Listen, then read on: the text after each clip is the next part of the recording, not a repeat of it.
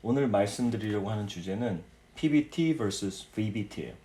PBT는 Percentile Based Training, VBT는 Velocity Based Training이라고 합니다.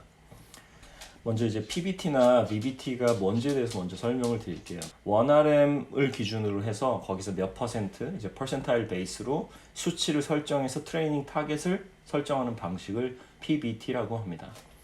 PBT를 사람들이 많이 생각할 때 스트렝스나 혹은 뭐 근비대, 하이퍼트로피 위주로 많이 생각을 하시는 것 같아요. 근데 뭐 파워 트레이닝이나 혹은 엔듀런스 트레이닝 뭐 이런 식으로도 카테고리가 있기는 있어요. 근데 가장 실제로 접목이 많이 되는 분야는 이제 근력이나 혹은 근비대, 즉 근육량의 증가나 이제 픽 포스에 집중해서 이제 훈련을 시키는 쪽이 이제 PBT라고 할 수 있을 것 같아요.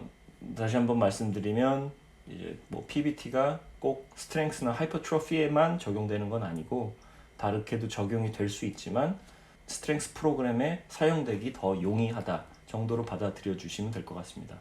그러다 보니까 PBT를 이제 다른 표현으로는 SBT, Strength Based Training이라고 부르는 경우도 있어요. PBT의 가장 큰 장점이라고 하면 쉽게 적용이 가능하다는 거예요. 우리가 그 PBT에서 가장 핵심이 되는 건 내가 최대로 들 수 있는 최대 중량 원RM이 어느 정도인지를 확인한 이후에 그걸 퍼센티지로 나눠서 그러면 그 무게만 조절을 하면 되니까 저희가 필요한 건 덤벨, 뭐 바벨, 캐틀벨 뭐 이 정도가 있으면 웬만한 운동들은 다 할 수 있다라고 보면 되는 거죠. 하지만 동시에 PBT의 단점 혹은 한계점이라고 하는 게 더 맞는 것 같아요. 한계점이 있다면 원RM은 실제로 최대 중량을 기록하는 거기 때문에 첫 번째로 위험할 수 있겠죠. 부상의 가능성이 있다는 거. 그리고 이제 부상의 가능성을 좀 줄이기 위해서 서브 맥시멀 혹은 뭐 5RM, 10RM으로 훈련을 시킨 다음에 여기서 이제 1RM을 계산해내는 방식도 사용을 하거든요. 몇 가지 공식들이 있죠. 뭐 대표적으로 뭐 애플리 이쿠에이션이나 뭐 몇 가지 공식들이 있는데 이런 공식들을 사용하더라도 그 우리가 얻는 데이터의 신뢰도가 좀 떨어질 수 있다는 거. 실제로는 circadian rhythm, 그러니까 생체 리듬하고 최대 우리가 낼 수 있는 최대 근력에도 연관성이 있고 1RM을 진행했을 때 그날의 리듬에 따라서 크게 아주 극단적인 예를 보면 플러스 마이너스 18% 정도까지도 1RM 수치가 차이가 날 수 있다라는 이야기거든요. 그건 꽤 큰 얘기죠.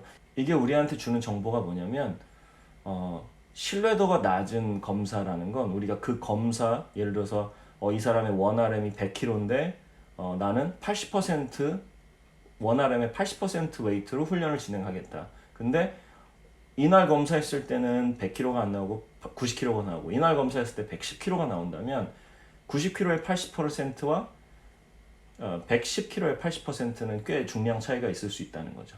이제 가장 정확히 하는 1RM 수치를 이제 검사하는 방식이 신뢰도가 어느 정도 떨어질 수밖에 없다라는 한계점은 프로그램의 정확성 혹은 이제 관리 트래킹하는 데 있어서 치명적인 한계점이라고 할 수 있겠죠.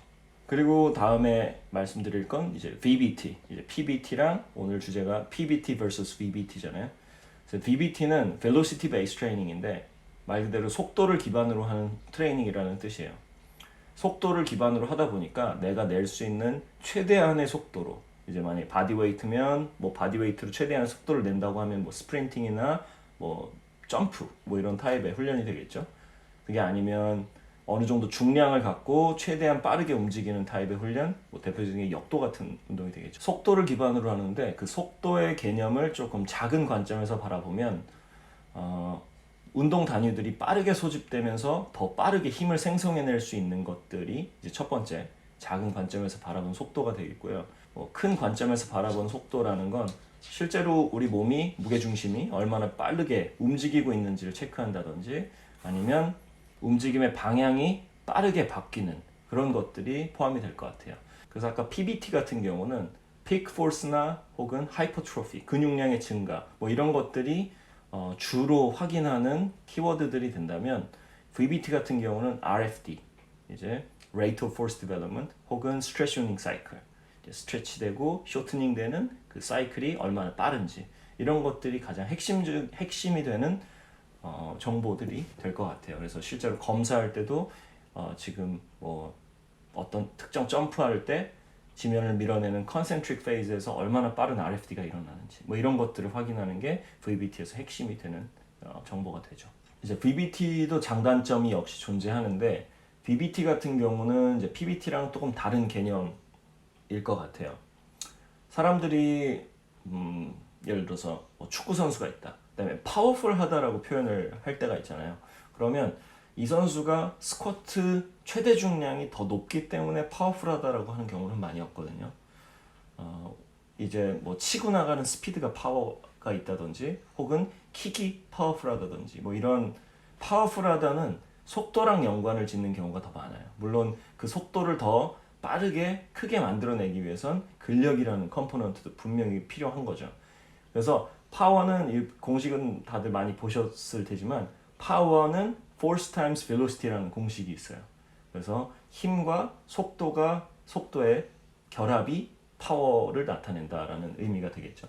그래서 PBT에서는 의외로 파워풀한 움직임을 만들어내기보다는 더 강한 움직임을 만들어내는 데 집중이 돼 있다라고 하면 VBT 같은 경우는 나에게 주어진 환경에서 가장 파워풀한 움직임을 만들어내는 걸 핵심적으로 다루게 되죠. 전제를 깔 수 있는 게 최대 속도를 낸다는 건 최대 의지로 운동을 진행하고 있다라고 봐도 무방하다는 게 지금 많은 코치들의 의견이에요. 물론 이게 엄청나게 과학적으로 증명된 그런 건 아니지만 그래도 어느 정도 상식적으로 우리가 이해할 수 있는 그런 라인이잖아요. 그래서 실제로 현장에서 코치들은 VBT를 선호하는 이유 중에 하나가 선수들이 최대 의지로 훈련을 할 수 있는 동기부여를 제공하기 때문이라는 말을 굉장히 많이 해요.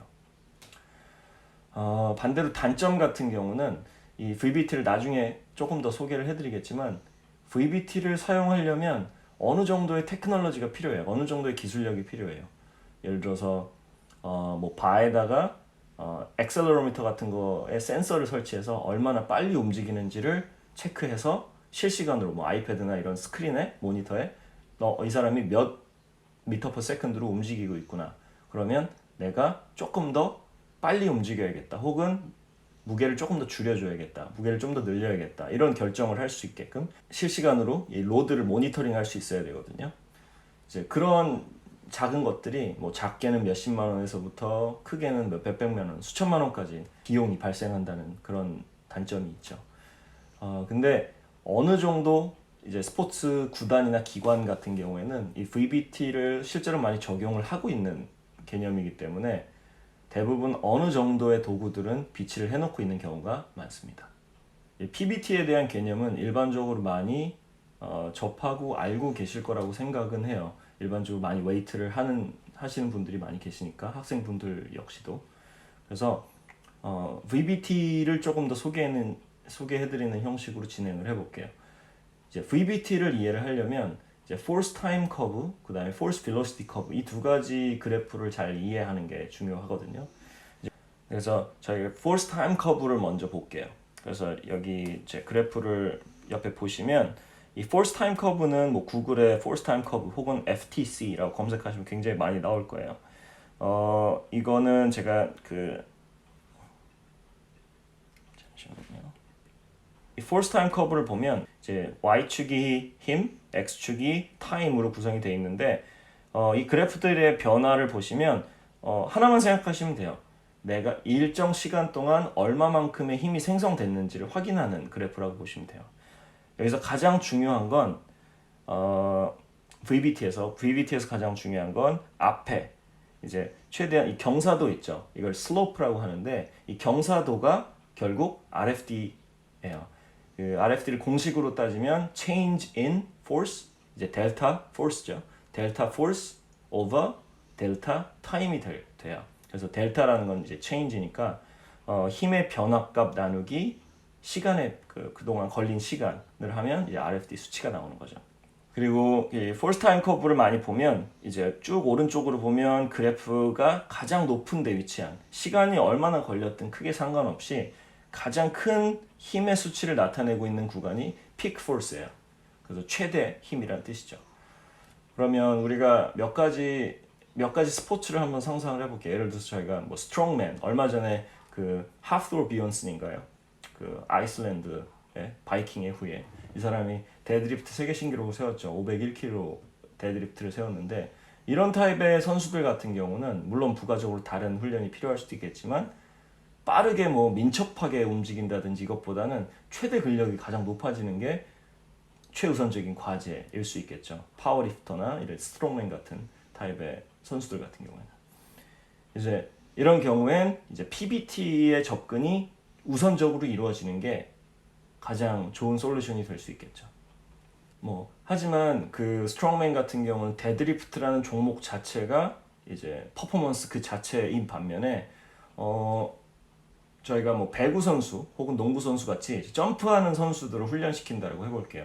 그럼 이 선수들은 반복된 점프의 환경에서 힌지 모션을 굉장히 많이 사용하잖아요. 그럼 힌지 모션에서 조금 더 빠르게 힙 드라이브가 생기고 더 적은 시간에 더 큰 힘을 낼 수 있으면 더 파워풀한 움직임을 낼 수 있겠죠. 그렇기 때문에 이제 똑같은 데드리프트를 하더라도 이런 선수들 같은 경우는 한 번 할 때 더 빠르고 정확하게 하는 그런 것들이 더 필요하겠죠. 같은 운동이라도 목적에 따라서 다르게 훈련 방법이 달라질 수 있다는 걸 말씀드리는 겁니다. 이 RFD에 대해서는 제가 요 다음 비디오에 다시 조금 자세하게 다뤄야 될 것 같아요. 왜냐면 RFD 하나만 가지고 뭐 한 30분 이상은 얘기할 수 있을 정도로 RFD는 저희 뭐 운동 실무자들, 스포츠 선수들을 훈련 프로그래밍을 해야 되는 사람들한테 굉장히 중요한 척도거든요. 그리고 실제 연구하시는 분과 실무하시는 분 둘 다 굉장히 중요하게 사용하는 정보기 때문에 또 접점으로 많이 사용되기도 해요. 이제 뭐 여기가 갖고 RFD 혹은 움직임에 대한 스피드나 이런 정도 데이터를 얻어오면 그 데이터를 기반으로 실무자들은 프로그램을 짜기도 하고요. 그래서 RFD는 요 다음에 좀 더 자세한 비디오를 만들어 보도록 하겠습니다. 그리고 이제 Force Velocity Curve. 이제 Force Velocity Curve는 약간 이렇게 움푹 파인 Parabolic Curve 형태를 나타내고 있죠. 이 Force Velocity Curve를 보면 왼쪽은 아까랑 마찬가지로 Force, 그 다음에 이번엔 X축이 Velocity, 속도가 돼요. 그래서 저희가 주로 Force Velocity Curve를 중요하게 여기는 이유 중에 하나는 이 Force Velocity Curve의 어떤 구간에 맞춰서 우리가 훈련을 진행을 할 건가, 방향성을 설정하는데 좀 척도로 사용되는 그래프이기도 하거든요. 요 그래프 말고 제가 다른 그래프를 꺼내면 이 그래프를 보면 이제 구간이 나눠져 있죠. 이제 뭐 크게 네 가지로 나누면 뭐 maximal strength, strength speed, speed strength, 그다음에 마지막이 speed. 그래서 가장 왼쪽에 치우쳐져 그래프의 왼쪽에 치우쳐져 있을수록 속도가 낮고 큰 힘을 낸다라고 하기 때문에 아까 얘기했던 최대 중량과 비슷한 타입의 운동이 여기에 포함된다라고 보시면 될 것 같아요. 그리고 가장 오른쪽에 스피드, 뭐 바디웨이트로 움직일 수 있는 최대 스피드, 뭐 스프린팅이나 플라이메트릭 점프 혹은 방향 전환 이런 것들이 이제 가장 이 Force Velocity Curve의 오른쪽에 치우쳐져 있는 훈련들이라고 볼 수 있겠죠. 이 Force Velocity Curve 같은 경우에는 저희가 주로 뭐 저 같은 경우는 이제 야구 선수들을 훈련을 많이 시켰는데 야구 같은 경우에는 뭐 11월에 마무리 캠프 같은 거 끝나고 12월에 조금 쉬다가 12월 말부터 혹은 뭐 연말 끝나고 1월 초부터 선수들이 오프 시즌 훈련을 시작해요.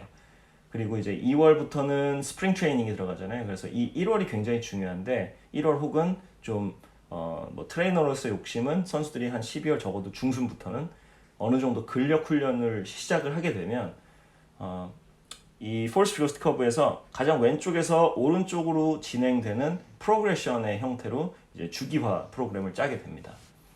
그 말은 최대한 근력이나 근비대나 뭐 이런 부분들을 먼저 오프 시즌 동안에 커버를 해놓고 점점 시즌에 가까워질수록 실제로 야구는 빨리 뛰어야 되고 강하게 공을 때려야 되고 강하게 공을 던져야 되잖아요. 스피드를 빠르게 만들어낼 수 있는 타입의 운동으로 점점 변형시켜 나가는 거죠. 훈련 프로그램을. 그래서 그 구간을 뭐 대표적으로 이렇게 maximal strength, strength speed, speed strength, 그 다음에 speed 이런 식으로 나눠가는 거예요. 이게 그렇게 뭐 어려운 건 아니고 각 구간마다 뭐 대표적으로 여겨지는 타입의 운동들이나 혹은 그 특정 운동들에 맞는 스피드들이 설계가 돼 있어요. 그래서 여기서 보면은 또 VBT의 단점이라고도 할 수 있는데 운동의 종류들이 PBT만큼 다양해질 수가 없는 것도 사실이에요. 왜냐하면 움직임의 형태를 기록을 하고 이제 움직임이 얼마나 빨리 움직이는지를 확인해야 되고 하다 보니까 몇 가지 기술력들이 있는데 바에 와이어를 달아서 와이어가 어떻게 움직이는지를 체크하는 방식에 이거를 리니어 포지션 트랜스듀서라고 하거든요. 이 리니어는 일직선 방향으로 포지션이 어떻게 변형되는지를 체크하는 트랜스듀서를 사용해서 이제 얼마나 바가 빠르게 움직이는지 이런 것들은 이제 스쿼트, 데드리프트, 뭐 했으려나? 그다음에 올림픽 리프팅 같은 이런 타입의 운동들 상대적으로 이제 무게 중심과 같은 엑시얼 라인에 있는 선으로 바가 움직이는 형태의 운동들에는 효과적으로 적용을 할 수가 있죠. 그게 아니면 두 번째는 이제 액셀러로미터, 이제 가속 센서라고 해야 되나요? 제가 정확한 한국 명칭 모르겠는데 저희 핸드폰에도 달려 있는 액셀러로미터 같은 것들이 이 XYZ 이 공간 안에 어느 지점에 이 바가 위치해 있는지를 지금 체크하고 일정 시간이 지난 다음에 그 다음 위치를 체크해서 이 이동 거리를 측정하면서 이제 속도를 계산해내는 방식인데 이런 액셀러로미터 같은 경우도 굉장히 요밀조밀하게 보면 곡선의 형태로 보일 수도 있지만 실제로는 일직선이 이어져 있는 형태인 거죠. 그래서 굉장히 복잡한 움직임이나 커브가 많은 타입의 운동, 움직임의 회전이 많은 운동 이런 운동들은 실제로 VBT를 사용하기가 조금은 어렵죠.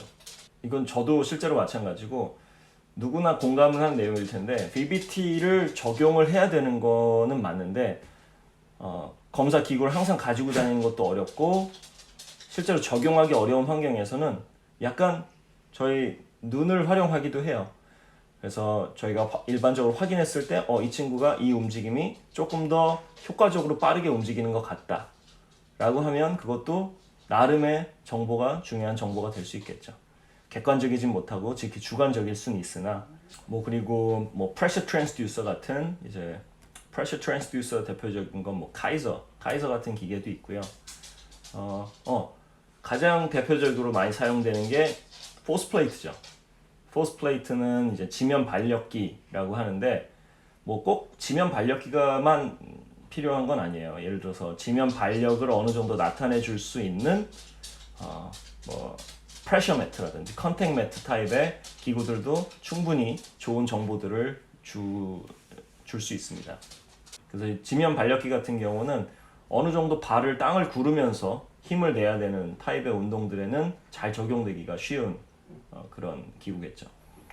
근데 이런 포스 플레이트, 지면 발력기가 다 있으면 좋겠지만 실제로 지면 발력기를 이제 포스 트랜스듀서, 이제 엄청 큰 포스 트랜스듀서죠. 이 지면 발력기를 개인 센터나 이런 데 설치를 하려면 땅을 파고 설치를 한다든지 아니면 별도 포스 플레이트만 따로 구입을 한다 그래도 수천만 원에서 거의 비싸면 억 단위로 이제 설치 비용이 들어가죠. 그러니까 일반적으로 사용할 수 있는 기구는 아닌 것 같습니다.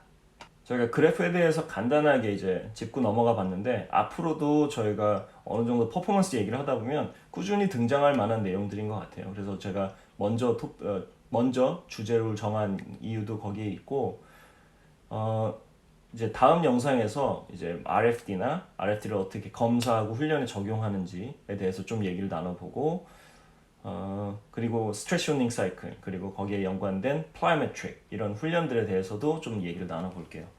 혹시 이해가 어려우시거나 질문할 내용이 있거나 그러면 질문창에 질문에 남겨주시면 제가 가능한 선에서 최대한 성의껏 답변해드릴 수도 있도록 하겠습니다. 감사합니다.